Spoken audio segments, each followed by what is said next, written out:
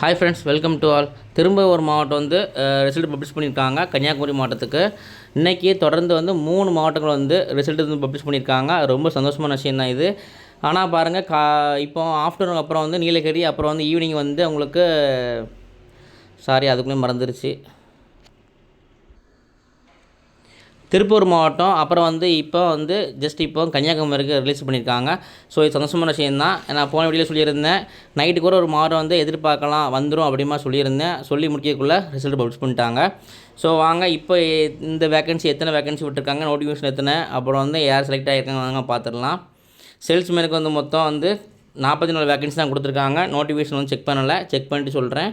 Next வந்து பேக்கருக்கு வந்து எத்தனை வேக்கன்சின்னு தெரியல, அதையும் பார்த்துடலாம் வாங்க.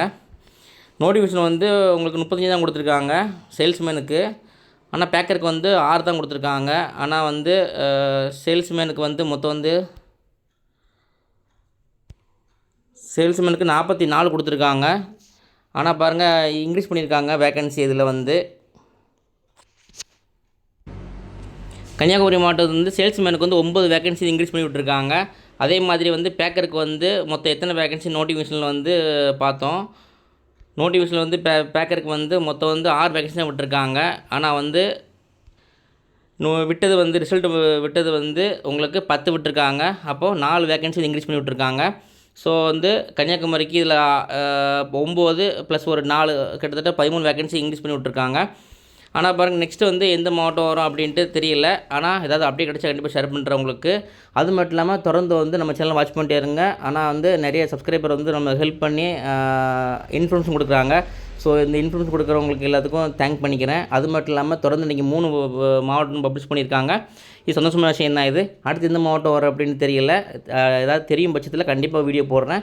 அது மட்டும் இல்லாமல் இவங்க அடுத்தடுத்து வந்து பண்ணிகிட்டே இருக்கிறாங்க. ஸோ யார் வந்து குழப்பம் வேண்டாம், அடுத்தது பண்ணிகிட்டே தான் இருப்பாங்க. ரிசல்ட் வந்து வந்துக்கிட்டே இருக்கும் உங்களுக்கு. இன்றைக்கி 3 மாவட்டம் விட்டுருக்காங்க. ஆனால் இன்றைக்கி விடலாலும் பரவாயில்ல, உங்களுக்கு மார்னிங் கூட எதிர்பார்க்கலாம், நாளைக்கு கூட எதிர்பார்க்கலாம், விட்டுகிட்டே இருப்பாங்க. ஸோ இதுவே இன்றைக்கி 3 விட்டுருக்காங்க அப்படின்னா நாளைக்கு 3 இந்த மாதிரி விட்டாலும் உங்களுக்கு ஜூன் 30க்குள்ளே பண்ணி முடிச்சுருவாங்க. ஸோ யார் வந்து நீங்கள் ரிசல்ட் வரல அப்படின்ட்டு யாரும் நீங்கள் ஃபீல் பண்ண வேண்டாம். ரிசல்ட் அடுத்தது வந்துக்கிட்டே தான் இருக்கும். சரி, இப்போ வந்து செலக்ட் ஆனவங்க யாராவது இருந்தீங்க அப்படின்னா தயவு செஞ்சு ரிப்ளை பண்ணுங்கள், கமெண்ட் பண்ணுங்கள். செலக்ட் ஆகிட்டேன்ட்டு நிறைய பேர் சந்தேகப்படுறாங்க. அதாவது காசு கொடுத்தா போயிருக்காங்க அப்படின்ட்டு. ஸோ அது சந்தேகத்தை வந்து போக்கணும். யாராவது செலக்ட் ஆகிருந்தீங்க அப்படின்னா நேர்மையான வரையில் நான் வந்து இன்டர்வியூ அட்டன் பண்ணி தான் போனேன் அப்படின்ட்டு ஏதாவது இன்ட்ரோ கொடுங்க. எல்லாத்துக்கும் யூஸ்ஃபுல்லாக இருக்கும்.